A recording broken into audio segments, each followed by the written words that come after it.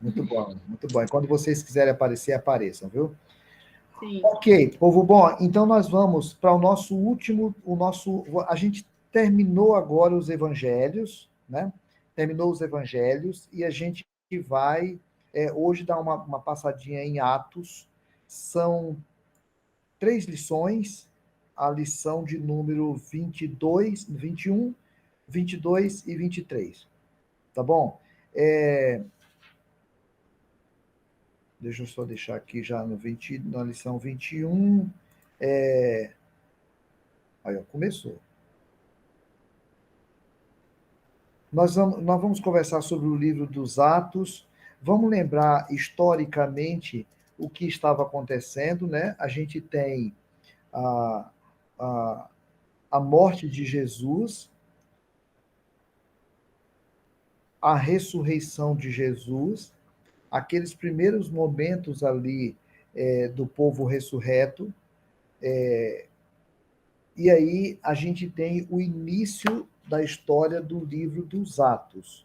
A gente já, ele fez uma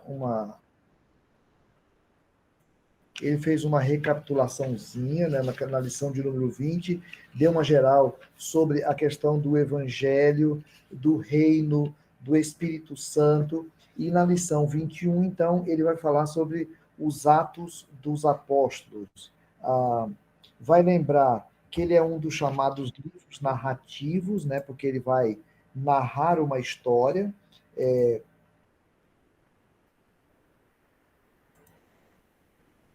Deixa eu compartilhar aqui. Então, ele vai narrar uma história para nós. Esses livros, eles incluem, então, os 4 evangelhos no Novo Testamento e inclui o livro dos Atos, dos chamados Atos.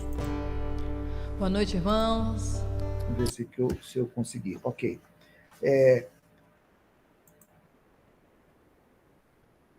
Vocês estão conseguindo ver aí? Sim, pastor. Sim, sim. Sim.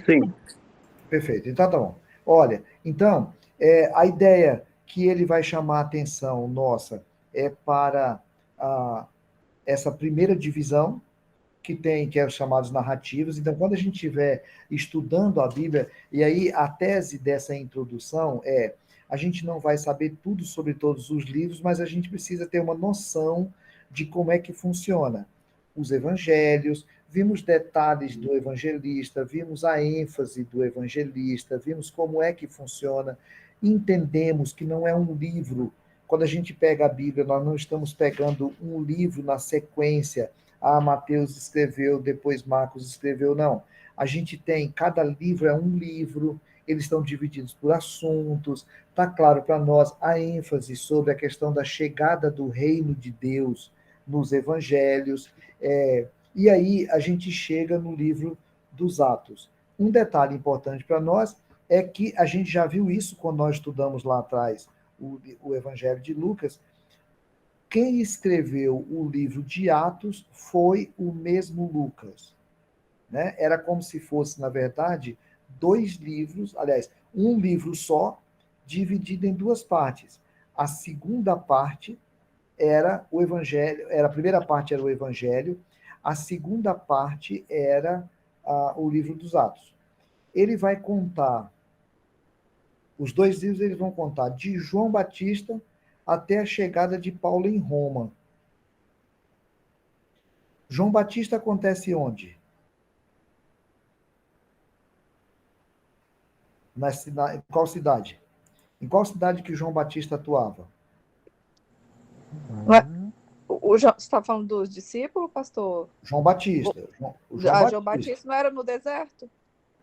Então, mas ele batizava onde? No Jordão, né? No Rio Jordão. Batizava no Rio Jordão, né? O Rio Jordão é aquele riozinho, então toda vez que a gente for pensar, aí o Cristiano pode eu não sei se, mas está claro já para a gente, né? A gente toda vez que for pensar a Bíblia, nós precisamos pensar que a Bíblia acontece dentro de uma área geográfica que na nossa cabeça, eu sempre falo, a gente tem que tem que ter uma visualização na nossa cabeça, assim. Israel, Mar Mediterrâneo à esquerda, Rio Jordão à direita, Mar da Galileia lá em cima, Mar Morto lá embaixo. Galileia, que é a área de Jesus, lá em cima, Jerusalém lá embaixo. Então, tem de João Batista até Roma.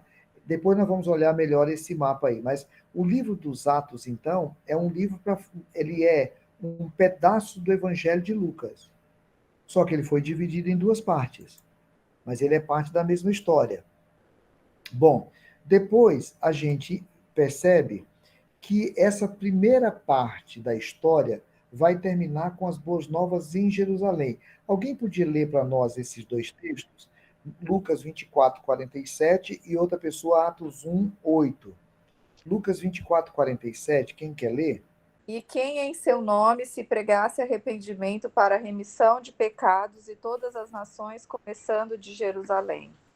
Ó, veja que o ponto de referência histórico que o Lucas está falando, que o Lucas está pensando, né? Aí ele vai lá e pega uma palavra, e essa palavra ele cita, e ele já diz como que o Evangelho tem uma proposta de chegar no mundo inteiro, mas é para começar em Jerusalém.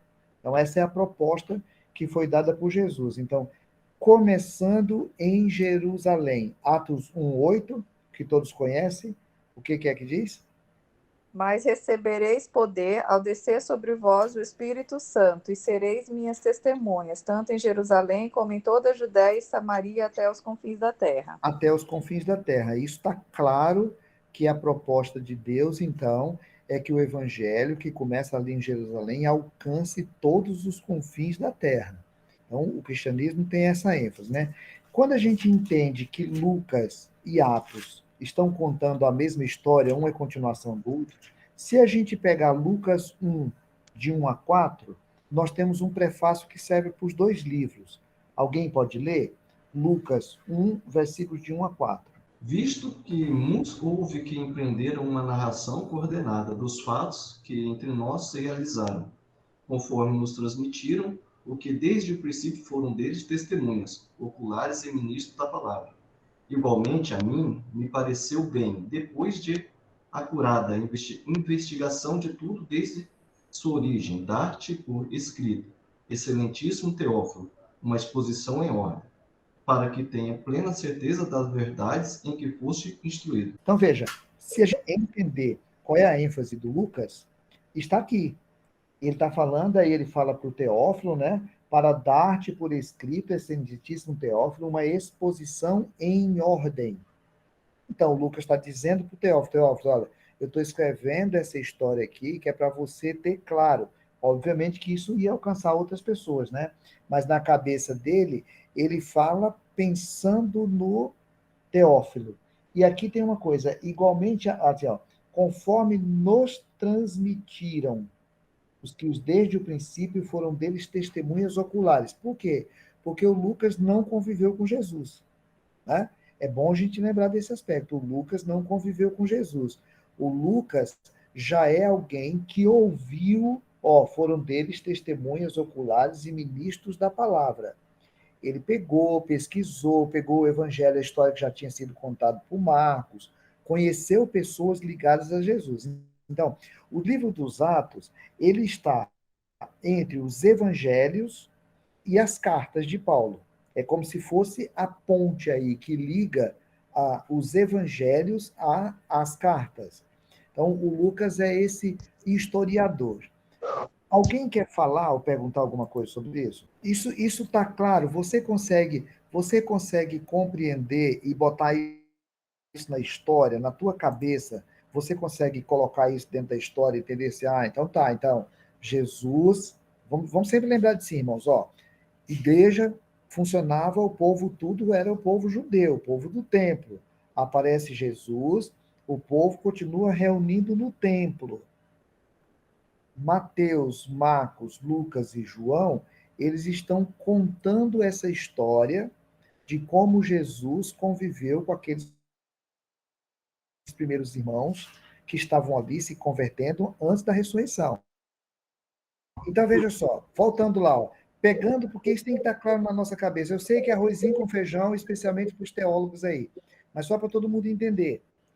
Jesus, discípulos, vida de Jesus, registrada em Mateus, Marcos, Lucas e João. Lucas, médico, que pesquisou com outras pessoas que conviveram com Jesus, foi lá e registrou. Escreveu, pela ordem lá, nesse prefácio do capítulo 1, versículo 1 a 4, o prefácio lá, mas isso serve também para o Evangelho, também para o livro dos Atos dos Apóstolos. Então, Atos dos Apóstolos é uma continuação para contar a história de Jerusalém, quando Jesus ressuscitou, até quando Paulo chega em Roma, que é o Evangelho chegando em Roma, é a história dos Atos. Bom, aí a gente vai, então, para outra lição, porque ela é bem curtinha aqui, a lição de número 22. Quem está com o livro lá, a gente já está terminando. Quem tem o livro, nós temos esse mapa aí, que dá uma ideia.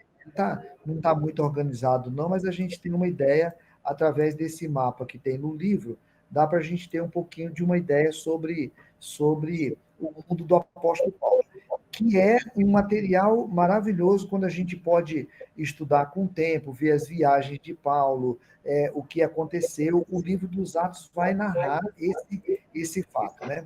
Bom, então agora, ele entrando mais especificamente. Então, olha, o nome do livro não tem.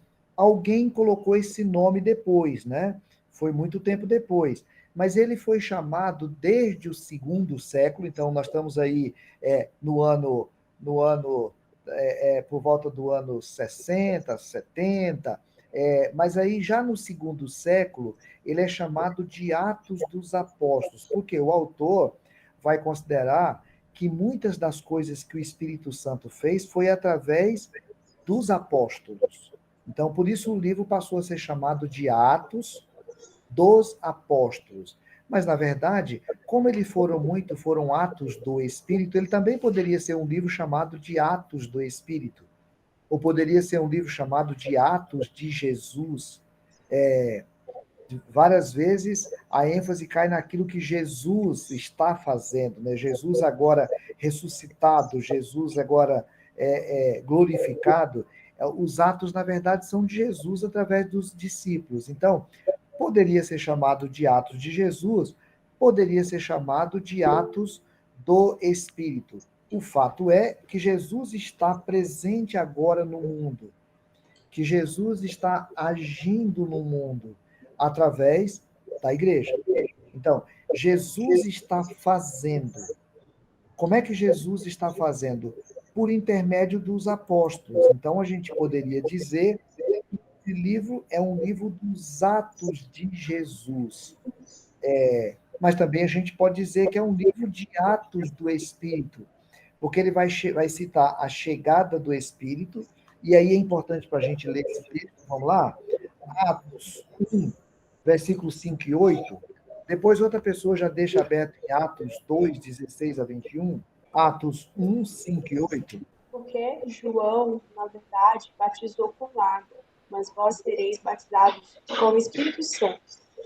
Não muito depois desses dias. Veja, essa era uma promessa que a gente tinha aqui, feita já por Jesus, né, de que o Espírito chegaria. Aí o versículo 8, mas recebereis poder ao descer sobre vós o Espírito. Então, havia uma promessa.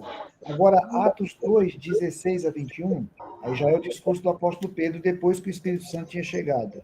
Mas o que ocorre é o que foi dito por intermédio do profeta Joel. E acontecerá nos últimos dias, diz o Senhor, derramarei do meu Espírito sobre toda a carne. Vossos filhos e vossas filhas profetizarão, vossos jovens terão visões, e sonharão vossos velhos. Até sobre os meus servos e sobre as minhas servas derramarei do meu Espírito naqueles dias, e profetizarão. Mostrarei prodígios em cima no céu, e sinais embaixo na terra, sangue, fogo e vapor de fumaça. O sol se converterá em trevas, e a lua em sangue, antes que venha o grande e glorioso Rei do Senhor. E acontecerá que todo aquele que invocar o nome do Senhor será salvo. Gente, aqui tem um detalhe, ó. Esse texto de Atos, capítulo 2, versículos 14 a 21, quando você pega o texto, quem é que está falando ele? Quem é a pessoa que está falando esse texto? Pedro. Aí na Bíblia, Não olha é só na Pedro, Bíblia aí. não é Pedro? Pedro? Pedro, pronto, Pedro. Ó, veja, o Espírito Santo chegou, desceu sobre a igreja, o apóstolo Pedro vai fazer uma pregação.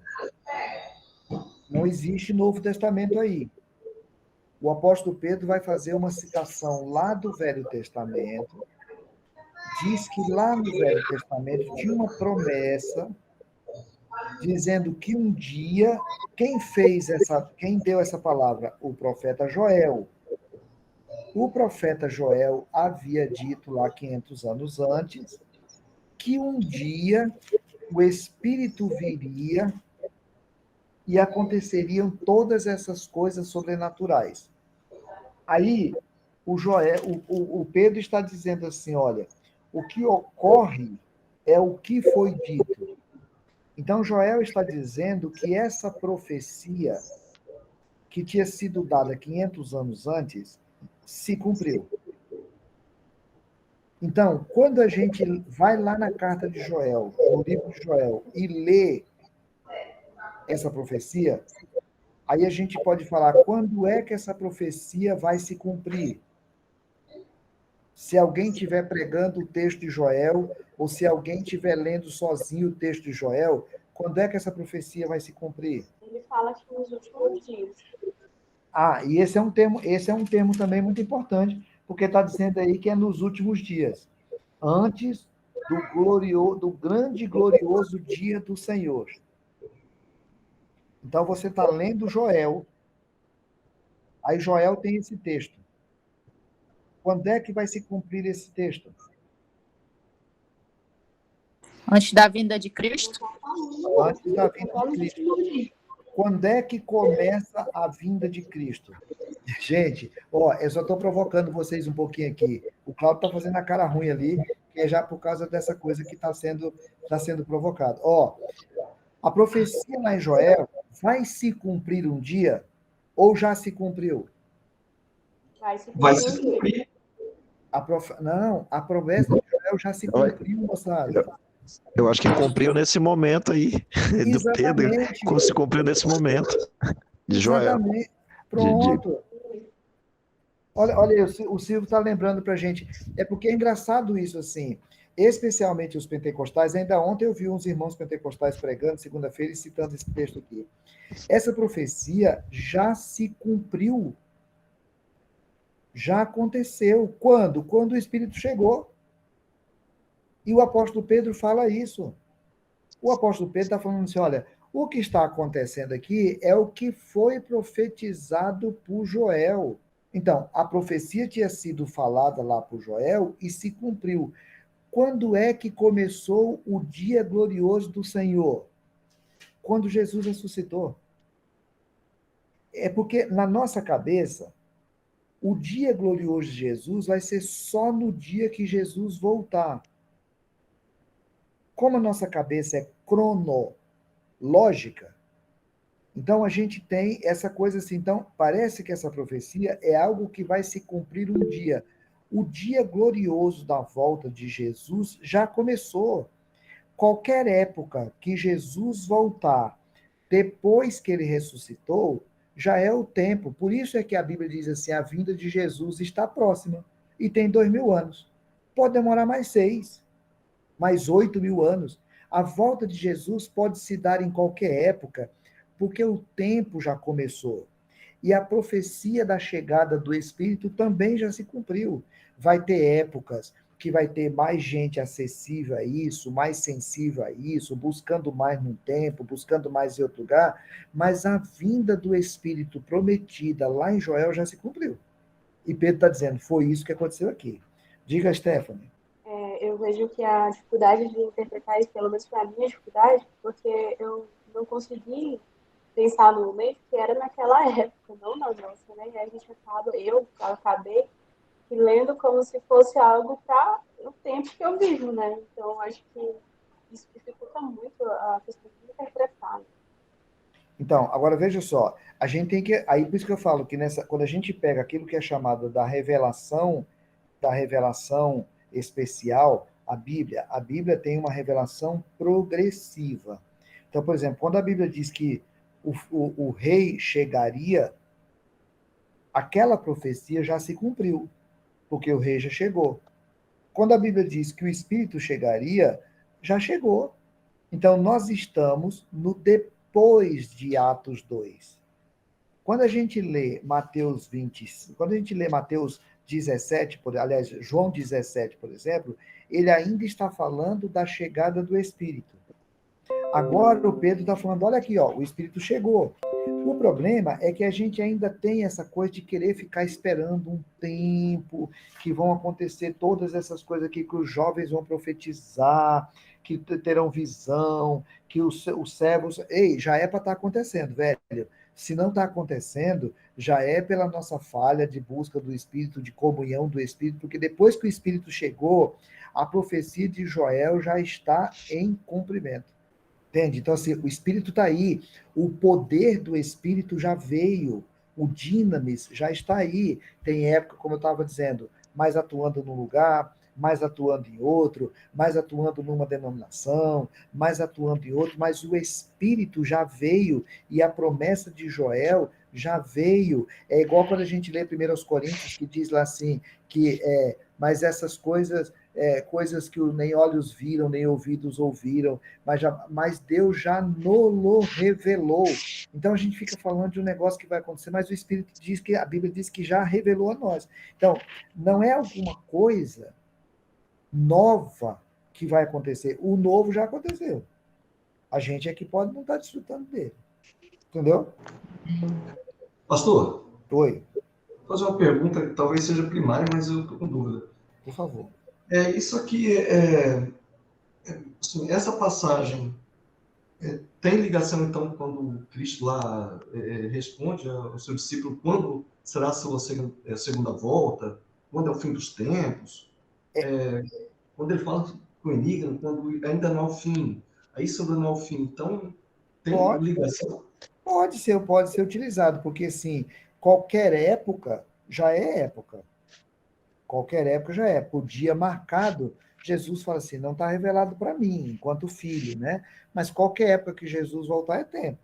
Ok? Então vamos lá. Ó, eu vou partir do pressuposto que está tudo bem, porque todo mundo já calou, então eu vou partir do pressuposto que está tudo bem. Se a gente for pegar o livro dos Atos, aí é fundamental a gente compreender isso, que nós até no retiro agora e nas devocionais daqueles primeiros dias, a gente conversou bastante daqueles 15 dias lá, né? Vou bloquear um microfone aqui, acho que é o Silvio, que ele está dando eco aqui. Olha só. Então, é importante a gente ver assim, no livro dos Atos, a ação do Espírito é uma coisa muito intensa, porque eles estão identificando esse algo novo que está acontecendo, que é muito diferente do que eles tinham visto até então. A religião judaica, ela era uma religião que o Espírito agia nela e saía. Agora não, agora o Espírito toma conta, é o reino de Deus presente. É a presença do reino de Deus na vida da sua igreja. Então, vai ter o Espírito sendo citado o tempo todo. Aqueles diáconos que escolhidos eram cheios do Espírito, eram homens que buscavam o Espírito, porque o Espírito, o tempo todo lá vai falar do Espírito, né? Atos 13, 52, nos diz assim, os discípulos, porém, transbordavam de alegria e do Espírito. Porque era um momento que o Espírito estava fazendo, que o Espírito estava falando, e os discípulos estavam encantados com aquilo, porque eles não conheciam. Lembra quando Jesus encontrou, aliás, quando o apóstolo Paulo encontrou alguns discípulos de João Batista, que eram pessoas que já criam em Jesus, e aí Paulo pergunta, vocês ouviram do Espírito? Ele fala assim, não, nós nunca ouvimos. Que o Espírito chegou, esse ministério especial do Espírito agora não.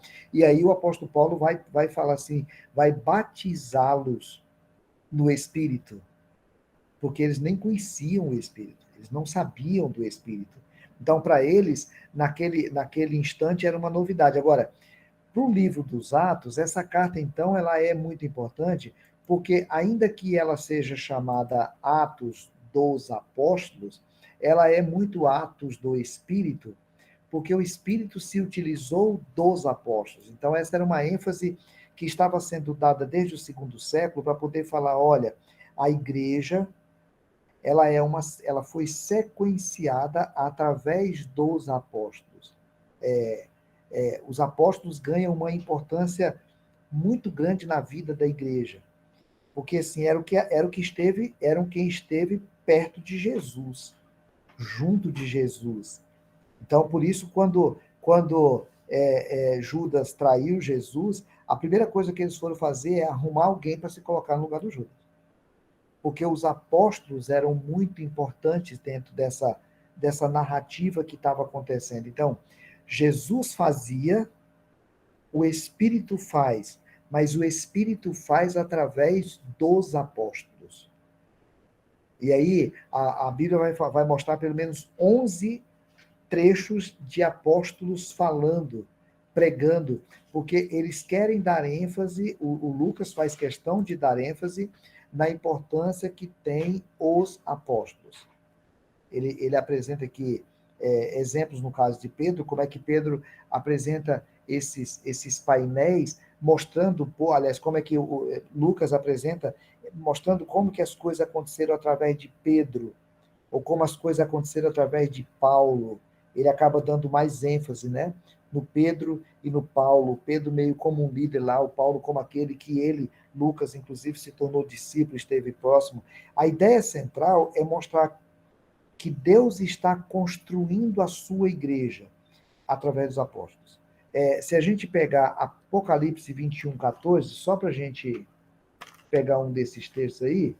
A muralha da cidade tinha 12 fundamentos, e estavam sobre estes os 12 nomes dos 12 apóstolos do Cordeiro. Veja, dos 12 apóstolos do Cordeiro. Então, na visão que o João vai ter, assim como na história do Velho Testamento, ela passa pelas 12 tribos, no Novo Testamento, pelos 12 apóstolos. Então, o livro dos Atos, por isso ele é chamado de Atos dos Apóstolos, é para dar essa ênfase de como que a história da igreja estava acontecendo a partir dos apóstolos. A ênfase da importância que tem os apóstolos nessa nova realidade. Para a gente poder terminar, então, o livro dos Atos, a gente vai perceber que Lucas nos mostra como nem Jesus, nem Paulo tinha culpa diante do tribunal. Porque sim, porque virava uma complicação ali. Lucas é discípulo de Paulo. Os judeus, todas as vezes que as coisas apertavam, como eles não tinham autoridade sobre as vidas das pessoas, eles tinham autoridade sobre a religiosidade do judeu, mas eles não tinham autoridade sobre as vidas das pessoas. O Lucas vai usar a mesma figura assim para falar que Jesus não tinha culpa, Paulo também não. Veja o que os judeus faziam. Quando eles quiseram falar que Jesus estava provocando, que Jesus estava dizendo que era o rei dos judeus. Quando ele vai falar com Paulo, ele também vai apresentar Paulo para mostrar assim, não é um problema com o Império Romano. Lucas estava deixando claro que a briga não era contra o Império Romano. Eles não estavam contra os decretos de César. Era para pular fora dessa história aí, e Paulo vai receber afirmações a respeito dele como coisas positivas, tanto por Galileu, que era o mestre, como pelo procônsul da Acaia, o escrivão de Éfeso, o comandante de Jerusalém, Festo, que era governador da província, os romanos em geral, todo mundo foi mostrando que Paulo não tinha problema com o império. O problema dele não era com o império, assim como Jesus não tinha problema com o império. Ele sai pregando, e ele está pregando o evangelho. Então, quando ele chega num lugar, ele vai, em primeiro lugar, ele vai falar para os judeus. Essa é a ideia, ele vai falar para os judeus. Por quê? Porque o que o Evangelho está fazendo, aliás, o Evangelho, o que Lucas está fazendo, é só mostrar como o Evangelho foi progredindo, como que ele foi alcançando. A ideia é só mostrar. E aí, se você. Aliás, isso aqui é uma coisa, não é tão falado no nosso meio, né? E eu não vi poucas pessoas falando sobre isso. Ele chama atenção desse detalhe, ó. O que o Lucas faz é narrar como é que o evangelho foi saindo de Jerusalém, foi para Samaria e fala de Filipe, foi para Antioquia e fala quando Barnabé vai para lá, como que o evangelho depois foi para a Europa e fala como é que Paulo foi naquelas viagens missionárias até que chega em Roma. Depois ele vai falar sobre a prisão de Paulo. Paulo vai morrer depois, mas o Lucas para o texto, porque o que ele queria falar era isso: o evangelho chegou em Roma, que era o ponto central. Então, a gente vai ter o livro de Atos narrando aí mais ou menos 30 anos. Se você pega que Jesus morreu mais ou menos no ano 29, né, porque tem um errinho de data aí cronológica com relação ao ano do nascimento de Jesus, então Jesus teria aí seus 29 anos, e a gente fala, depois mais uns 30 anos, nós estamos falando do ano 60 e pouquinho, que é o que o livro de Lucas trata, desses 60 e poucos anos. E aquela promessa que foi feita lá, que Paulo seria utilizado, Saulo, quando falar em Ananias, seria utilizado por Deus, lá em Atos 9,15, perante os gentios e reis, bem como perante os filhos de Israel. Essa era a ideia, era que o evangelho ia alcançar outros povos, outros lugares, outras pessoas, porque era interesse de Deus. E aí, quando a gente fala lá na morte de Estevão, o evangelho vai deixando de ser uma propriedade dos judeus. Então, a Bíblia, quando a gente pega os evangelhos, está falando basicamente de Jesus falando para os judeus. Mas quando a gente chega em Atos, aí o texto começa a mostrar Jesus trabalhando agora com não-judeus, né? Então, livro dos Atos, escrito aí mais ou menos, cantando uma história de mais ou menos 30 anos, escrito pelo mesmo evangelista que escreveu o evangelho, que era o Lucas, narrando essa história do evangelho saindo de Jerusalém, depois da chegada do Espírito, se espalhando e chegando até Roma, que era a proposta do livro dos Atos. Fala, tira, pergunta, curiosidade, coisa que você acha assim que seria legal perguntar. Não existe nada que a gente precisa ter vergonha de perguntar, e não necessariamente a gente sabe de tudo, né? Mas é uma ideia para a gente poder perguntar. O reino de Deus chegou. Hein, pastor? Então, Oi. por exemplo, quando teve a morte de Estevão, né, que eram, na realidade, eles eram os diáconos lá, né? Eles começaram a se multiplicar e tal. Aí foi nessa época que foi escrito Atos, que os apóstolos estavam em outros lugares, os diáconos também. Já estavam espalhados. Quando Lucas Então, foi nessa época. Quando Lucas vai escrever, já tinha sido depois dessa época. Depois, porque os apóstolos já estavam trabalhando em lugares diferentes, Paulo já estava viajando e tal. Então, quando Lucas escreve, já tinha passado essa história aí do Estevão. Mas então, veja, são nesses 30 primeiros anos, desde a ressurreição de Jesus, que o livro de Atos é escrito. Vai ser bem logo mesmo que Jesus vai para o céu, já é escrito, né? 30 anos depois, vamos lembrar disso, 30 anos depois. Olha, a Gileade tem 35, tem 32 anos. Era mais ou menos assim como se a gente tivesse hoje escrevendo o que aconteceu na fundação da Gileade. Então, assim, olha, aí eu conheci o Josafá, eu conheci o Gentil, aí eu conheci o seu João Lopes, e aí a gente vai lá e está escrevendo a história, porque a gente conheceu pessoas que viveu ali e tal. Então, é um texto próximo, mas não nos dias, né? Já é o Lucas escrevendo depois ali. E, gente, e olha, assim, o Evangelho Aliás, o texto de Atos não é um texto para fazer doutrina.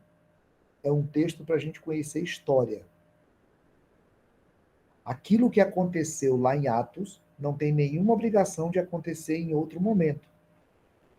Especialmente quando é aquilo que já começou. A chegada do Espírito já chegou. Então não tem o negócio de uma vinda do Espírito. Ah, porque o Espírito vai vir em tal lugar. O Espírito já veio, a igreja de Jesus já está aí. Jesus reina na igreja. A igreja é a sede, é o trono, né, do reino de Deus que está estabelecido, que aconteceu através dos apóstolos. Aqui tem uma curiosidade interessante, ó. Nós, protestantes, a partir do Lutero especialmente, a gente vai dar uma ênfase. Sola Scriptura. A autoridade nossa é a Escritura. O católico acha isso meio absurdo. Os teólogos católicos, eles acham isso meio absurdo, porque eles falam assim, cara, o Espírito resolveu falar através dos apóstolos, ou seja, através da igreja.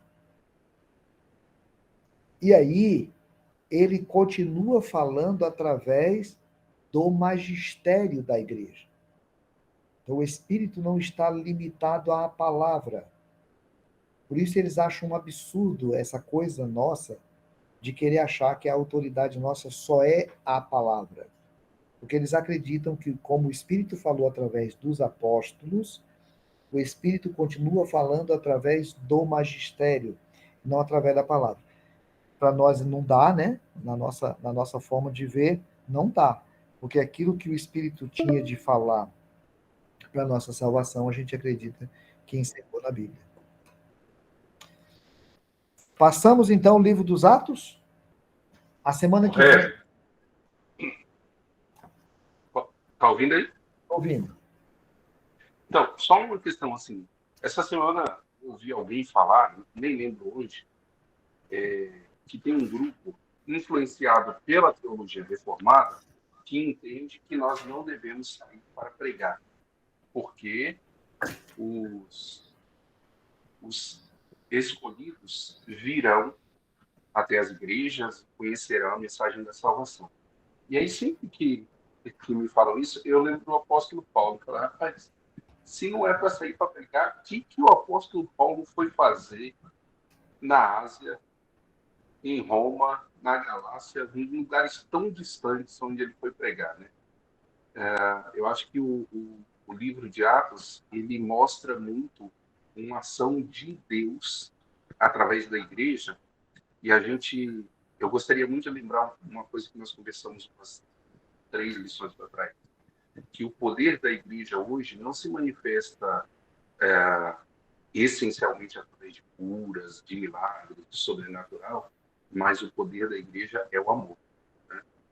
E aí a gente precisa anunciar esse amor em todos os confins da terra, né? Como a mensagem foi dada em Atos, né? Para a gente pregar Jerusalém, Judéia, Samaria e até os confins da terra. E o que a gente tem para pregar hoje como poder de Deus é o amor, a maneira como a gente vive, né? Mais ou menos o que eu preguei no domingo também, relacionado a isso. Muito bom. Muito bom. Amém, São Cristiano. Gente boa, veja só. Olha, na semana que vem a gente começa as cartas de Paulo. Se você conseguir, quem não tem, a gente manda por correspondência, né? Por correspondência, ó. Eu estou no tempo da correspondência. A gente manda por e-mail ou por WhatsApp mesmo. Quem tem, você dá uma lidinha na lição, porque assim, a gente começa a entrar nos assuntos mais... Agora, quando a gente vai sair dos textos narrativos e passa para os textos teológicos, né, doutrinários. Então, a gente sai da questão narrativa, histórica, e precisa que a gente estuda mais um pouquinho. Beleza? Então, semana que vem, a gente começa o livro número 2. Débora, muito bom te ver aqui, tá? Deus te abençoe. Então, vamos orar? Pai, em nome de Jesus, nós agradecemos porque um dia o Senhor enviou teus discípulos para que eles saíssem de Jerusalém e fossem pregar em outras culturas, em outros lugares. E o Evangelho chegou até nós. Muito obrigado por essa história vivida através de homens e mulheres falhos, limitados, mas que dispuseram as suas vidas nas tuas mãos. Pai, que a bênção do Senhor seja sobre nós, para que a gente continue entendendo o papel do Espírito, aquilo que já começou, aquilo que já está acontecendo, e que a gente não fique esperando algo que já veio e que a gente se disponha nas mãos do Espírito para ir e pregar a outras pessoas e mostrar através da vida, do amor, do carinho, do respeito, da diferença, que a gente possa demonstrar que o reino de Deus está presente aqui. Muito obrigado pela vida de cada um dos nossos irmãos e irmãs. Muito obrigado pela vida da Débora, que vem hoje com a gente a primeira vez aqui. Muito obrigado pelo Roque, lá no Mato Grosso do Sul. Muito obrigado por cada irmão aqui da igreja. Que o nome do Senhor seja louvado, em nome de Jesus. Amém, Pai. Amém. Amém. Amém. Oi, irmãos, deixa eu aproveitar aqui a oportunidade de fazer um convite. Talvez alguém não esteja sabendo, mas nesse sábado agora nós vamos ter um culto em inglês aqui na igreja. Outro dia uma pessoa me perguntou por que culto em inglês. Eu falei, porque é uma oportunidade que a gente tem de pegar para quem tem interesse nesse idioma, né? Então a gente está convidando aí nas escolas, quem tem interesse, e é uma oportunidade que a gente tem de cultuar o nosso Deus no idioma. E aí esse detalhe que o pastor Cristiano está falando, se você conhece alguém que estuda inglês, alguém que é curioso com inglês, é uma oportunidade que a gente tem para evangelizar nesse tempo da semeadura agora. Né? Beleza. Todos Abraço, convidados, gente. Valeu, obrigado. Cristiano, obrigada, pastor. Silvão, estamos devendo o tererém, Silvão. Abraço. Abraço. Toma ele.